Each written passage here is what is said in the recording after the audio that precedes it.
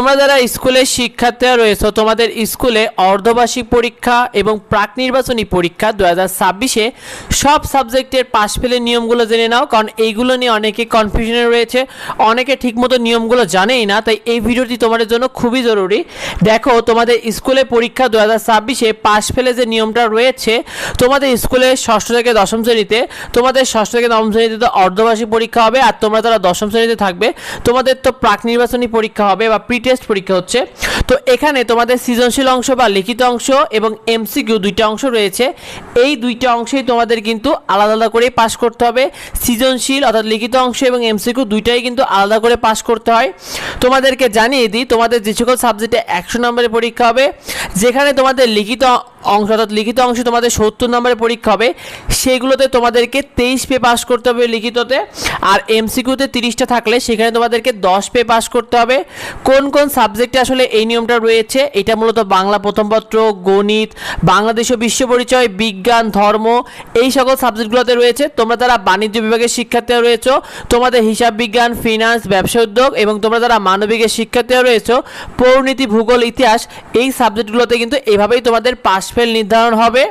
তোমাদেরকে এবার জেনে নাও, যে সকল সাবজেক্টে 100 নম্বরের পরীক্ষার মধ্যে তোমাদের লিখিত অংশে 50 নম্বর থাকবে, সেখানে তোমাদেরকে 17 পেই পাস করতে হবে, আর এমসিকিউ যেখানে 25টা থাকবে সেগুলোতে তোমাদেরকে 8 পেই পাস করতে হবে।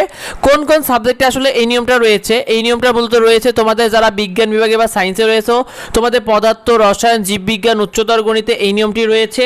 তোমাদের কৃষিশিক্ষা এবং গার্হস্থ্য বিজ্ঞানেও কিন্তু এই একইভাবে তোমাদের পাস ফেলটা নির্ধারণ হবে। তোমরা জেনে নাও, 50 নম্বরের যে সকল পরীক্ষা হবে, বিশেষ করে যে সকল সাবজেক্টে তোমাদের লিখিত অংশে 35 থাকবে সেখানে তোমাদেরকে 15 পে পাস করতে হবে, আর এমসিকিউতে 15 থাকলে সেখানে তোমাদেরকে 5 নম্বর পে পাস করতে হবে। কোন কোন সাবজেক্টে এই নিয়মটা রয়েছে, এটা মূলত ষষ্ঠ থেকে অষ্টম শ্রেণীতে তোমাদের বাংলা দ্বিতীয় পত্রে কিন্তু মূলত এই নিয়মটি রয়েছে। তোমাদেরকে জানিয়ে দিই, তোমাদের ষষ্ঠ থেকে নবম শ্রেণীতে ইংরেজি প্রথম পত্রে তোমাদের 100-র মধ্যে তোমাদেরকে 33 নম্বর পেতে হবে। অর্থাৎ তোমরা যারা ষষ্ঠ থেকে নবম শ্রেণীতে পড়ো তোমাদের কিন্তু 100-র মধ্যে 33 পে পাস করতে হবে ইংরেজিতে। আর ষষ্ঠ থেকে অষ্টম শ্রেণীতে তোমাদের ইংরেজি দ্বিতীয় পত্র তো 50 নম্বরের পরীক্ষা হয়, যেখানে তোমাকে 17 পে পাস করতে হবে।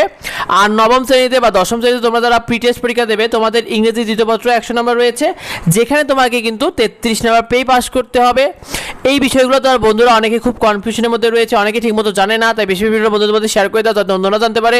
তোমাদের অর্ধবার্ষিক পরীক্ষা এবং প্রি টেস্ট পরীক্ষা যাবতীয় ফ্রি শিট এবং সাজেশনগুলো পেতে আমাদের এডুবঙ্গ ইউটিউব চ্যানেলকে সাবস্ক্রাইব করে রেখো, এডুবঙ্গ ফেসবুক পেজকে ফলো দিয়ে রেখো, আর যদি কিছু জানা থাকে অবশ্যই কমেন্ট করো। দেখা হয় পরবর্তী ভিডিওতে। ধন্যবাদ সবাইকে।